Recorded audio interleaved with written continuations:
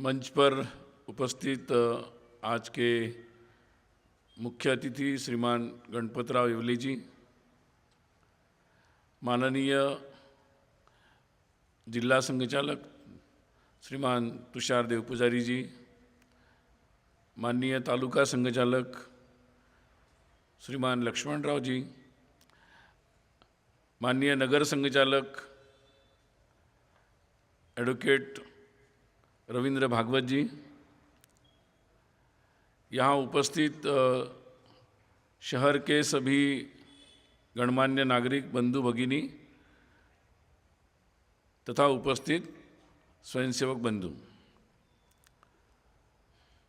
आप सभी को गत दिनों हुए नवरात्रि और विजयादशमी के पर्व की आप सभी को शुभकामनाएं। ये पर्व हम सभी लोगों के लिए बहुत ही महत्वपूर्ण है।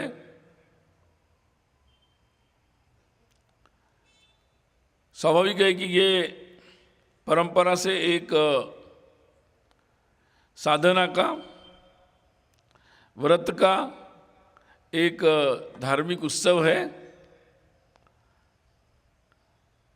परंतु इस उत्सव का नाम विजयादशमी भी है। और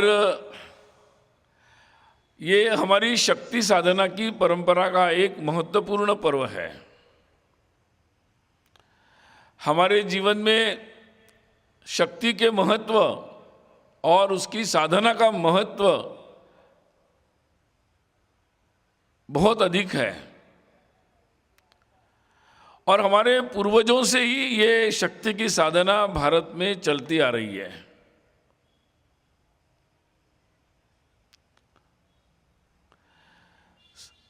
तप से, अपने सात्विक तप से, अपने निरंतर जीवन क्रम से अच्छे व्यक्ति बनने की अपनी साधना तो चल ही रही थी,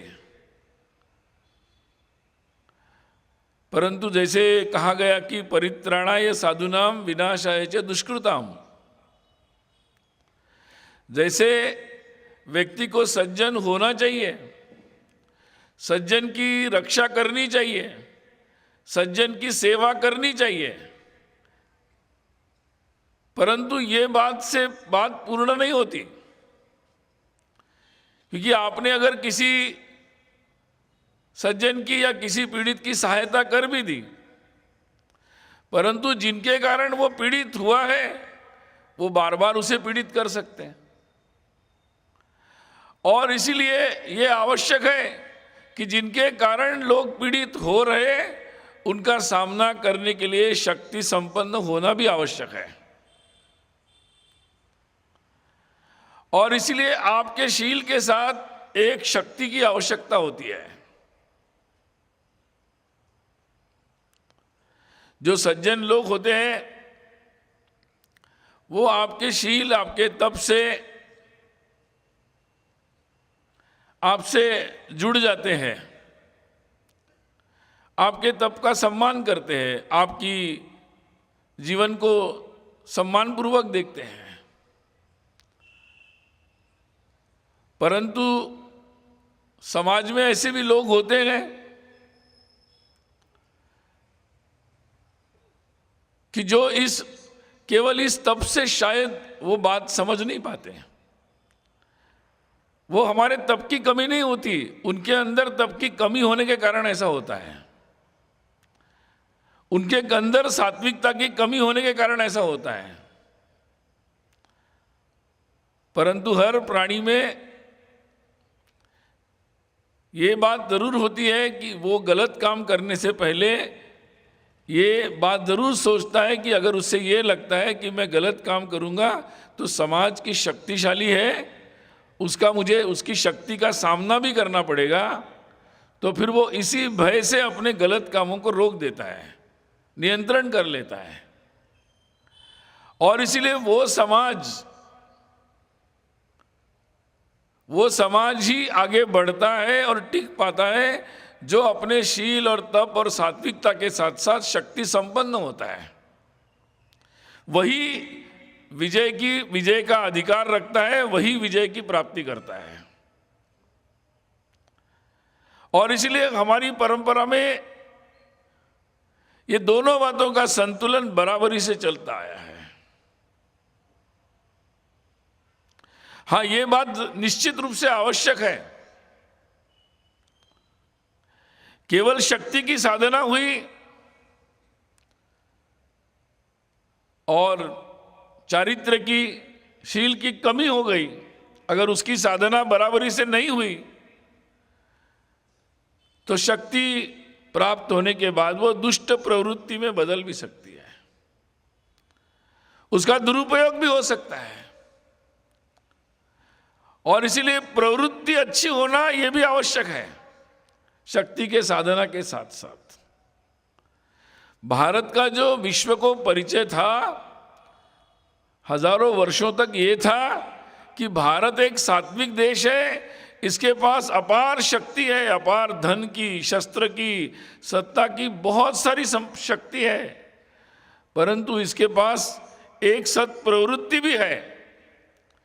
और जिस सत्प्रवृत्ति के कारण वो अपनी शक्ति का उपयोग लोक कल्याण के लिए करता है, विश्व के कल्याण के लिए करता है, उसकी प्रवृत्ति वसुधैव कुटुंबकम की है। और दुनिया के अच्छाई के लिए अच्छे लोग, अच्छा राष्ट्र जो सात्विक है उसका शक्ति संपन्न होना आवश्यक है। क्योंकि विश्व के पटल पर भारत जैसा सात्विक देश जब शक्ति से कमजोर हुआ तब दुनिया में अन्य शक्ति संपन्न देश जिनकी प्रवृत्ति सत्य नहीं थी उन्होंने दुनिया में बहुत लोगों को पीड़ा दी है। इतिहास के क्रम में ऐसे कई पन्ने हम देख सकते हैं। कहीं अपनी विचारधाराओं के नाम पर, कहीं अपने मत संप्रदायों के नाम पर, पूरे विश्व में इसका इतिहास हम पिछले कई वर्षों में देख सकते हैं। भारत भी उनका पीड़ित रहा है। और इसलिए भारत के लिए, इस राष्ट्र के लिए ये बहुत महत्वपूर्ण था कि हम इस बात के लिए किसी पर निर्भर न रहे, ये समाज किसी तात्कालिक परिस्थिति पर निर्भर न रहे, तो वो स्वयं अपनी शक्ति की साधना करे। राष्ट्रीय स्वयंसेवक संघ के जो संस्थापक थे डॉक्टर केशव बलिराम हेडगेवार, उन्होंने ये बात महत्वपूर्ण मानकर इस बात को समाज के सामने रखा कि देश को अगर बनाना है तो वो केवल कुछ लोग और कुछ लोगों के भरोसे देश नहीं बना सकते। समाज को भी किसी परिस्थिति पर, कुछ लोगों पर निर्भर नहीं रहना चाहिए। देश को बनाना केवल असामान्य लोगों का काम नहीं है। तो सामान्य लोगों की जो अंदर जो असामान्य शक्ति निर्मित होती है संगठन से, उसके द्वारा सतत रूप में अगर वो कार्य करते हैं तो वो राष्ट्र को बना सकते हैं। और ये एक शुद्ध विचार, जो राष्ट्र के संदर्भ में शुद्ध विचार रखकर आज से लगभग 99 वर्ष पहले राष्ट्रीय स्वयंसेवक संघ का कार्य प्रारंभ हुआ।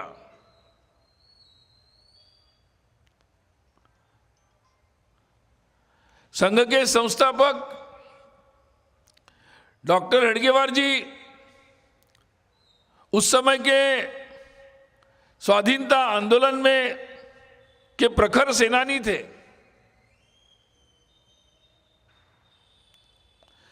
वो राजनीतिक तौर पर उस समय की कांग्रेस में भी महत्वपूर्ण भूमिका निभा रहे थे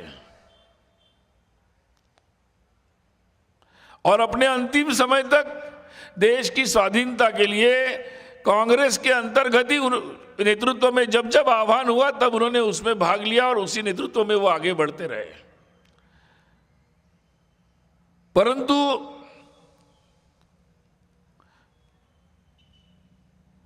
पूरे समाज को, समस्त समाज को राष्ट्र के निर्माण के कार्य में सहभागी होना चाहिए और उसके लिए स्वयं को, स्वयं के परिवार को और समस्त राष्ट्र को इस तरीके से इसके लिए तैयार होना चाहिए। ये उनका विचार था और ये केवल उनका विचार नहीं रहा, तो उन्होंने उसके लिए एक पद्धति बनाई, एक दिशा बनी और उसी एक राष्ट्र के साधना का, निरंतर साधना का नाम ही राष्ट्रीय स्वयंसेवक संघ है।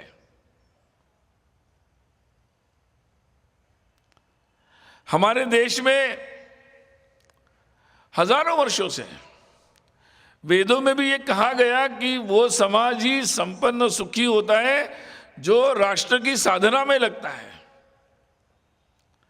राष्ट्र मतलब हम सब मिलकर जब एक सामूहिक रूप में एक साधना करते हैं सबके कल्याण के लिए, एक दूसरे से जुड़कर, अलग अलग नहीं, अपने अपने आगे बढ़ने की केवल योजना नहीं तो सबके आगे बढ़ने की योजना जब करते हैं वही राष्ट्र की साधना है। और इसलिए सामूहिक साधना, सब मिलकर राष्ट्र की साधना करना, इसका उल्लेख वेदों से मिलता है।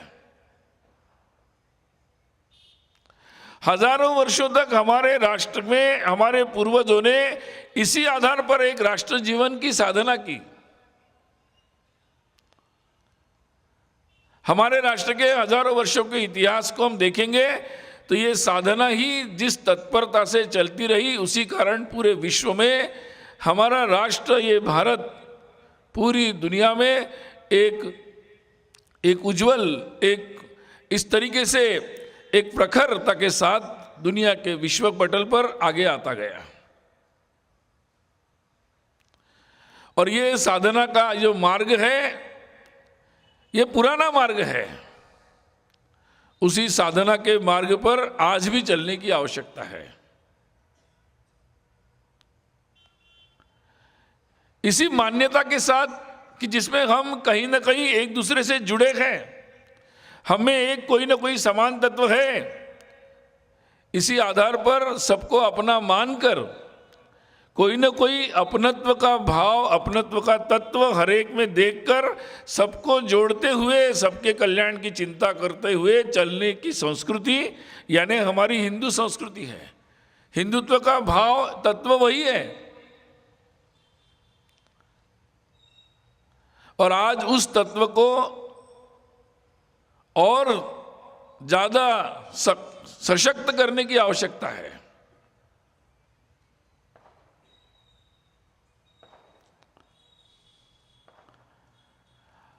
अपने अपने प्रकार से जीने की, अपने अपने प्रकार से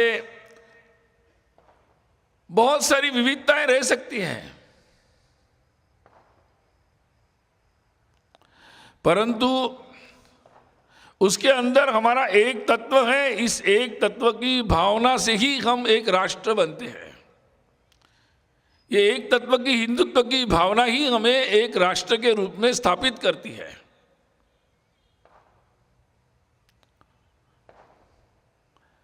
और इसीलिए जो लोग भारत का विरोध करना चाहते हैं, वो लोग केवल भारत का विरोध नहीं करते, वो हिंदुत्व का भी विरोध करते हैं। और इस भारत और हिंदुत्व की बात करने वाले संघ का भी विरोध करते हुए दिखते हैं। और इसलिए ऐसे तत्वों को पूरे समाज को समझने की आवश्यकता है। इस बात पर समाज को गंभीर रूप से चिंतन करने की आवश्यकता है।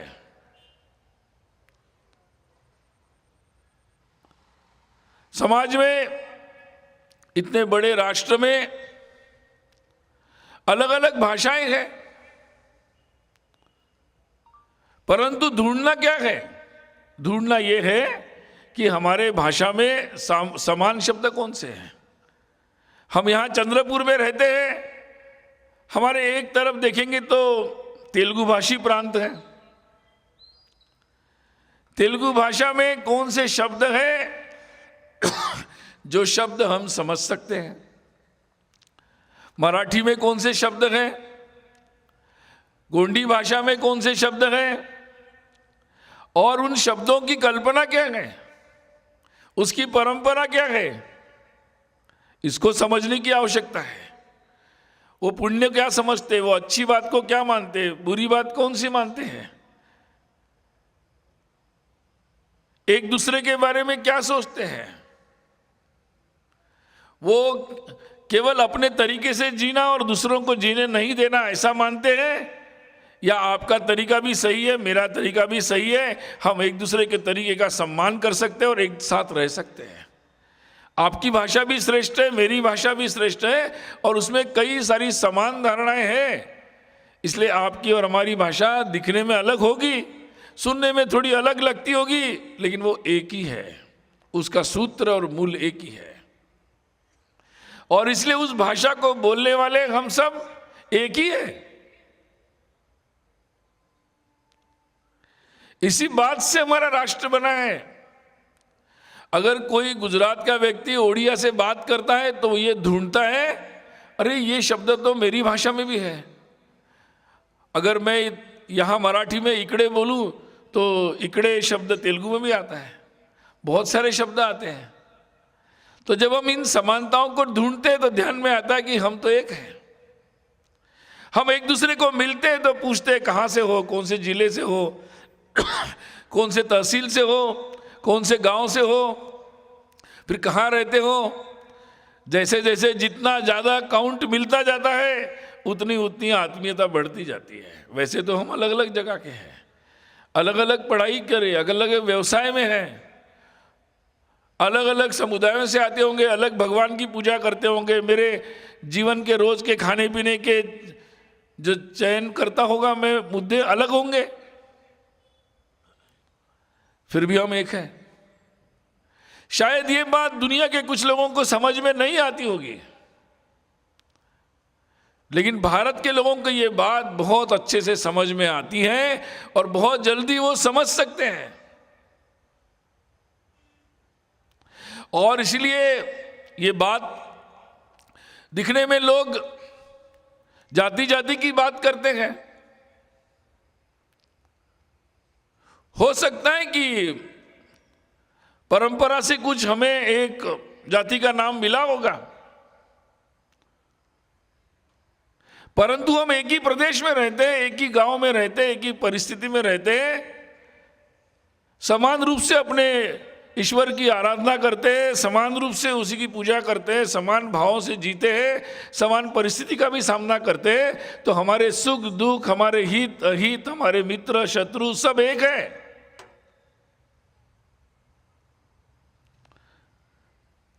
इस बात को, और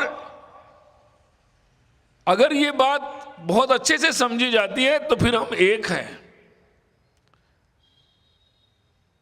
दुनिया में बहुत सारे ऐसे देश हैं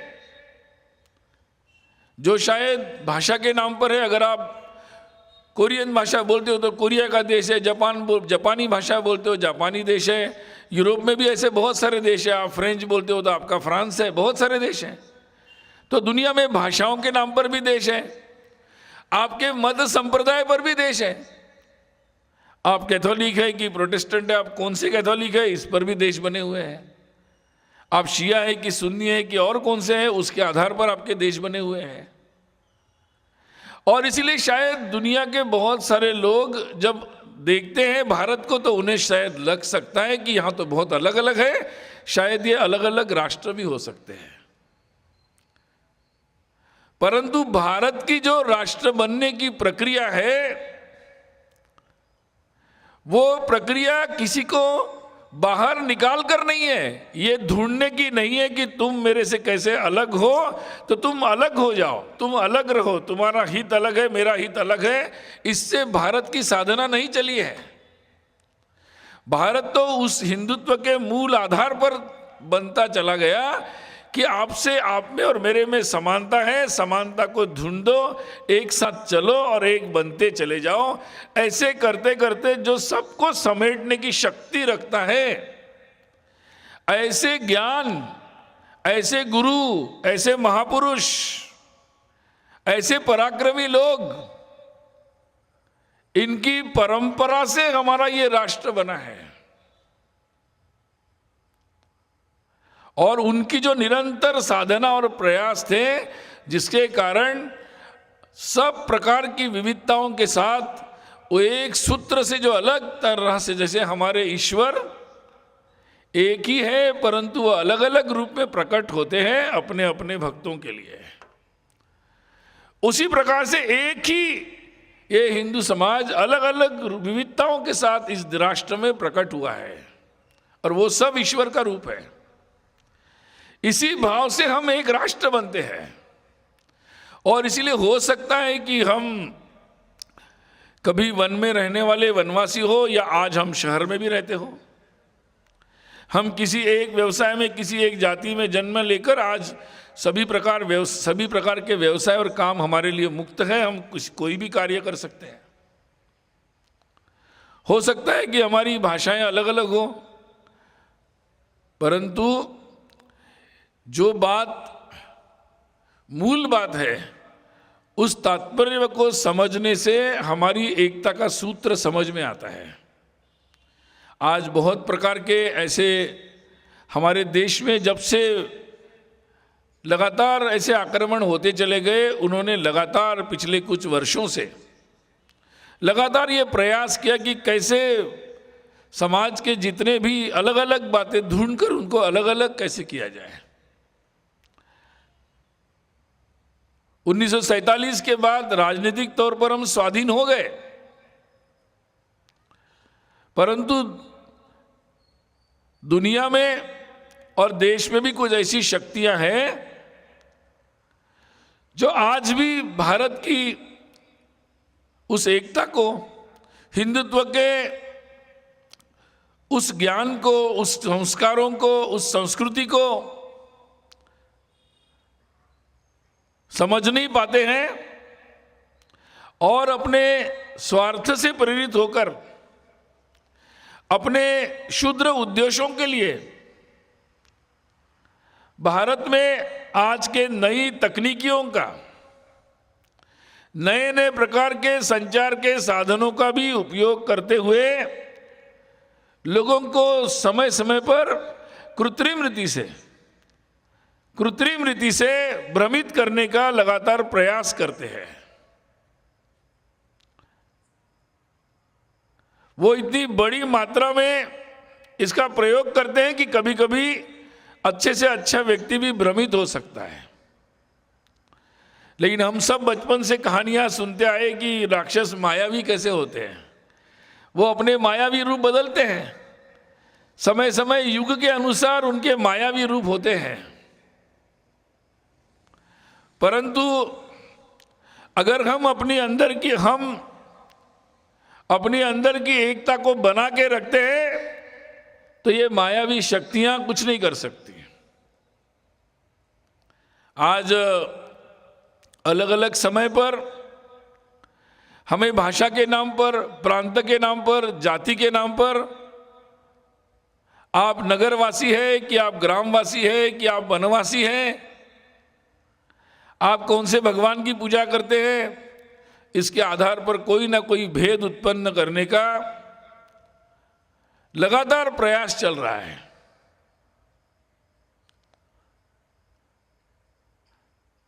हम सब जानते हैं, हमारा समाज तो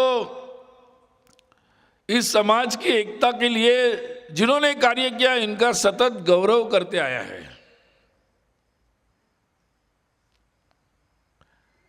रानी दुर्गावती,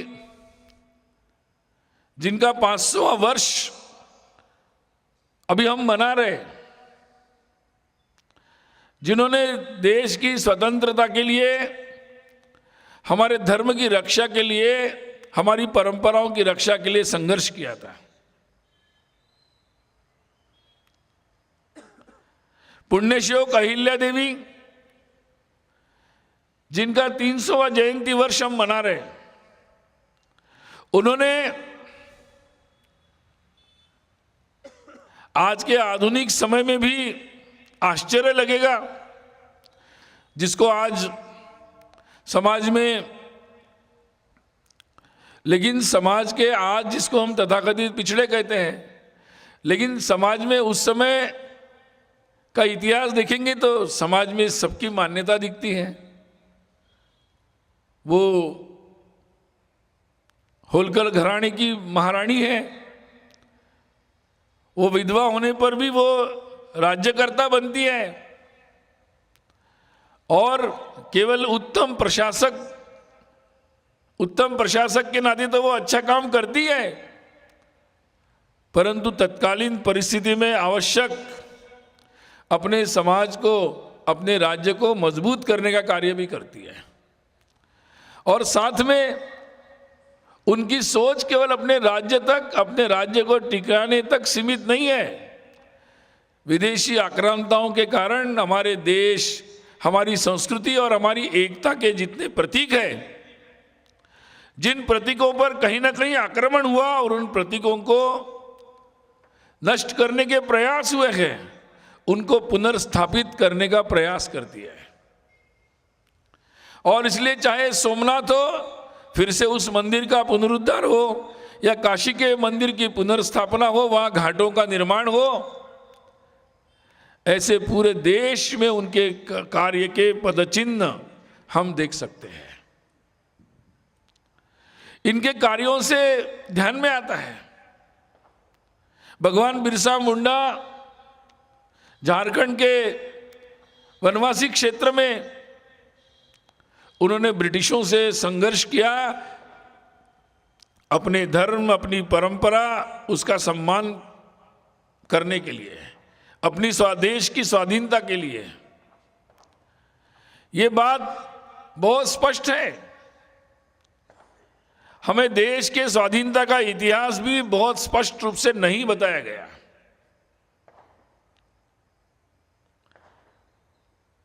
देश की स्वाधीनता हमें कुछ लोगों के कारण नहीं मिली। एक लंबी संघर्ष गाथा है देश के हर कोने की। हर कोने में हर जाति, समुदाय, हर वर्ग, सभी प्रकार के लोग। इसलिए हम देख सकते हैं कि रानी दुर्गावती, भगवान बिरसा मुंडा से लेकर तमिलनाडु से कश्मीर से कन्याकुमारी, मणिपुर से लेकर गुजरात तक, हर जगह हर तरीके का संघर्ष हो रहा था सतत। और इतने हर प्रकार से ये संघर्ष था। उसके बाद हमें देश को राजनीतिक तौर पर स्वाधीनता मिली। और इसलिए आज उन सारे प्रतीकों का सम्मान होना आवश्यक है। वो सारे प्रतीक जो हमारी इस धर्म संस्कृति को ऊंचा रखते हैं, उसके लिए वो संघर्ष किए हैं, या उनको ऊंचा रखने में उनका योगदान हो। ऐसे व्यक्तित्व हो सकते हैं, ऐसे स्थान हैं। आज अगर कुंभ होता है जहां सारा हिंदू समाज अपनी जाति के भेद भूलकर एकत्रित होता है, तो ऐसे प्रतीकों का सम्मान और उनकी अधिक से अधिक उसकी स्थापना होना आवश्यक है। ऐसे हमारे त्योहार, जिन पर भी आजकल प्रश्न चिन्ह उठाए जाते हैं, कभी दीपावली पर, कभी होली पर, ये भी वही तरीके हैं। परंतु ये वो त्योहार है, वो हमारे समाज में सौहार्द बनाते हैं। हमारे समाज में सारे भेदों से मुक्त होकर हमारे समाज की एक समान बात है ये, कि जिसमें हम सब भेद भूलकर सब लोग उसमें शामिल होते हैं, सब मनाते हैं। जिसमें हम समान हो जाते हैं, जिसमें हम एक हो जाते हैं, चाहे ऐसी भाषाएं हो। क्योंकि अगर हम एक संस्कृत को लेते हैं तो सभी भाषाएं किसी ना किसी तरीके से संस्कृत से जुड़ती है, और इसलिए वो भाषाएं वो बहनें हो जाती है, सिस्टर लैंग्वेजेस, और उनको बोलने वाले एक दूसरे के रिश्तेदार हो जाते हैं। और इसीलिए जो आक्रमण करना चाहते वो हमारी भाषाओं पर आक्रमण करते हैं। वो कभी संस्कृत का विरोध करते हैं, कभी हिंदी का विरोध करते हैं, कभी हमारी भाषाओं में आधुनिक विज्ञान पढ़ाया नहीं जा सकता ऐसे कहते हैं।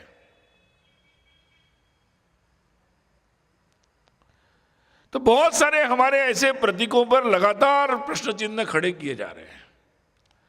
हमारी परिवार व्यवस्था, हमारी विवाह व्यवस्था, हमारे रिश्ते, इन पर भी प्रश्न चिन्ह खड़े करने का कुछ प्रयास कर रहे, भ्रमित करने का प्रयास किया जा रहा है। और इसलिए आज समाज के लिए बहुत आवश्यक है कि हम सब मिलकर अपने जाति जाति के भेद भूलकर एक समृद्ध समाज के लिए सारा समाज प्रयास करे।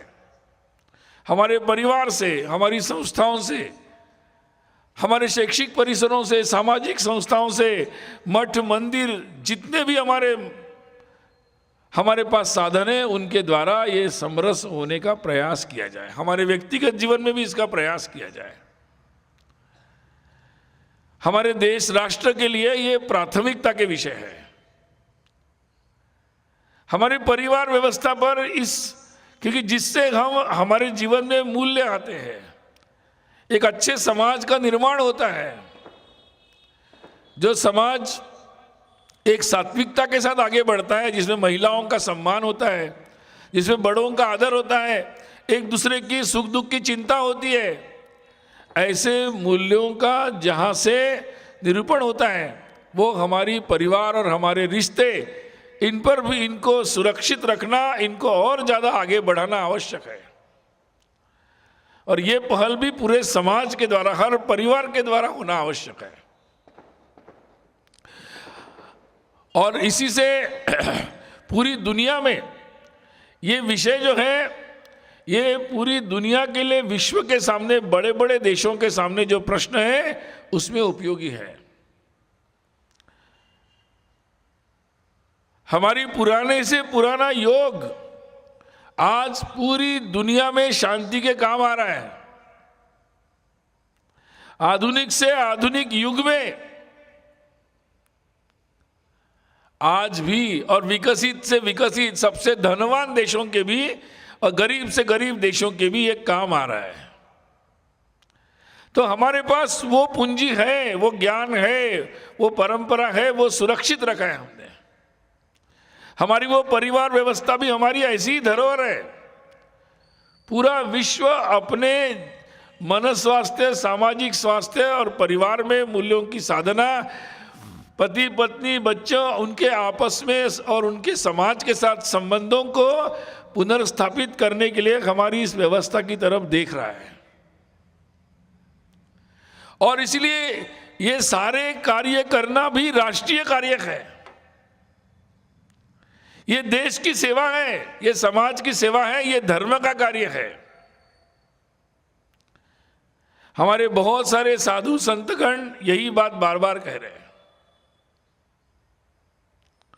अयोध्या में भगवान श्री राम का मंदिर की प्राण प्रतिष्ठा होती है तो उसका महत्व इसलिए भी है क्योंकि वो हमें उन मूल्यों की परंपरा से जोड़ते हैं।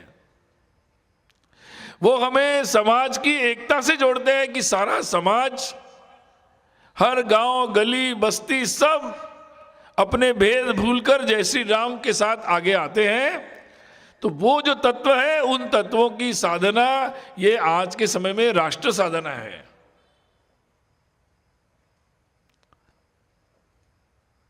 और इसलिए उन तत्वों के साथ अपना ये कार्य आगे ले जाने की आवश्यकता है।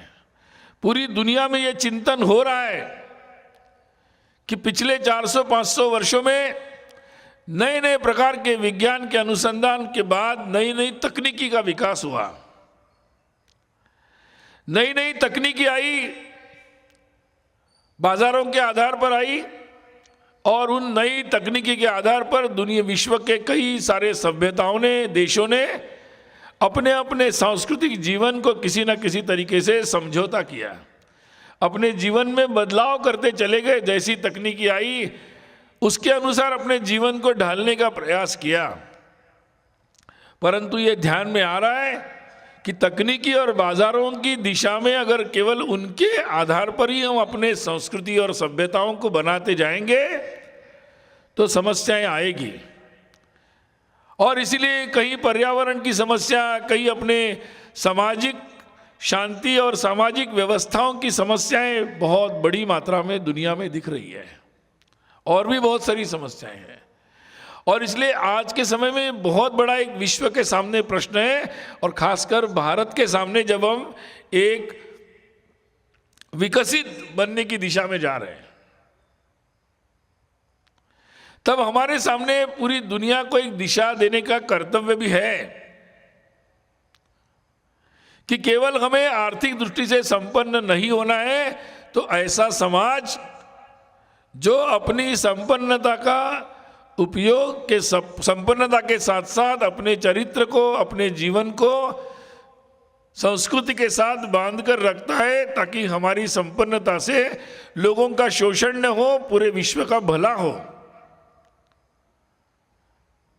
और इसलिए तकनीकी हमारी संस्कृति को तय नहीं करेगी, हमारी संस्कृति के अनुसार हम तकनीकी का चयन भी कर सकते हैं और उसके अनुसार आवश्यक तकनीकी बना भी सकते हैं।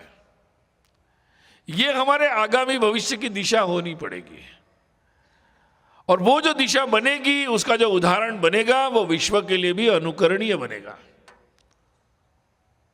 जैसा कि हजारों वर्ष तक था, तो आज पुनः जो जिम्मेदारी हमारे पास आई है, और इसलिए इस भारत का मजबूती के साथ खड़े होना, हिंदू समाज का मजबूती के साथ खड़ा होना, ये आज समय की आवश्यकता है। और इसलिए अप्रत्यक्ष रूप से हमारी संस्कृति पर कोई आक्रमण हो रहा हो तो उसको समझने की आवश्यकता है, उसके सामने खड़े होने की आवश्यकता है, जागरूक होने की आवश्यकता है। जहां कहीं प्रत्यक्ष आक्रमण होता हो, वहां भी मजबूती के साथ खड़े होने की आवश्यकता है। हमारे देश में भी ऐसी शक्तियां हैं, विश्व में भी ऐसी शक्तियां हैं जो अपने आतंक के नाम पर, अपने अलगाव के नाम पर बहुत सारे देशों को पीड़ित कर रही है। हमारे पड़ोस के देशों में भी ऐसी घटनाएं हो रही है आए दिन, और इसलिए पूरे हिंदू समाज को वो सब अपने हैं ये मानकर उनके साथ संपूर्ण शक्ति के साथ खड़ा होना आवश्यक है। भारत पर किसी भी तरीके से उसकी एकता, अखंडता, एकात्मता, उसकी सुरक्षा, इस पर किसी भी प्रकार का आक्रमण प्रत्यक्ष या अप्रत्यक्ष, उसको मेरे स्वयं पर हुआ हुआ आक्रमण मानकर हर व्यक्ति को, हर समाज को अपने भेद भूलकर जो हमें अलग अलग समय पर भ्रमित करने का प्रयास करते हैं, उनके झांसे में न आते हुए संपूर्ण समाज को अपनी एकता का प्रदर्शन करने की आवश्यकता है, ताकि समाज का किसी को भी नेतृत्व करना है तो ये समझ जाए कि अगर मुझे हिंदू समाज इस भारत में नेतृत्व करना है तो मुझे भारत के श्रेष्ठता की, इस धर्म, संस्कृति, हिंदुत्व के एकता की बात करनी होगी। ऐसा एक दृश्य समाज में उत्पन्न करने की आवश्यकता है। आज इस बात के लिए जो लोग भी, आजकल एक बात भी आती है, बहुत सारे इंटरनेट के साधन आए हैं, उसके माध्यम से भी बहुत सारी सामग्री सीधे हमारे तक पहुंच जाती है, बच्चों तक भी पहुंच जाती है। और इसलिए ये हमारे संस्कारों की जो साधना हमारे हर परिवार में अपने बच्चों के लिए चल रही होती है, उसमें बहुत बड़ी बाधाएं उत्पन्न कर रही है। अनचाहे अनजाने में कहीं ना कहीं एक गलत दिशा, गलत संस्कार का परिचय, गलत बातों का परिचय बच्चों के जीवन में हो जाता है। और इसीलिए पूरी दुनिया में बहुत सारे देश इसकी चिंता में है। बहुत सारे देशों ने इस पर अलग अलग तरीके से नियंत्रण की व्यवस्थाएं बनाई हैं और बनाने का विचार कर रहे हैं। हम जो साधना करना चाहते हैं अपने हर परिवार में अपने बच्चों को अच्छे से संस्कार देने की, उसके लिए निश्चित रूप से बाधक हो रहा है। इसलिए नई तकनीकी का स्वागत है, नई तकनीकी का उपयोग निश्चित करना चाहिए, परंतु निश्चित रूप से तकनीकी हमारे जीवन और हमारे संस्कृति को तय नहीं कर सकती। हम अपने संस्कृति और अपनी आवश्यकता के अनुसार तकनीकी का उपयोग करेंगे। ये जो मनुष्य के नाते, एक सभ्य व्यक्ति के नाते, एक सुसंस्कृत व्यक्ति के नाते उसके ऊपर अपना नेतृत्व स्थापित करने की आवश्यकता है। और इसलिए आज इन सब बातों के बारे में समाज में चर्चा हो रही है। आने वाले समय में संघ के 100 वर्ष हो रहे हैं। 2025 अगली विजयादशमी जब आएगी तो संघ के इस कार्य को, इसी दिशा में पूरे समाज को संगठित करने का ये कार्य है। और संगठित समाज के द्वारा राष्ट्र के निर्माण का ये कार्य है।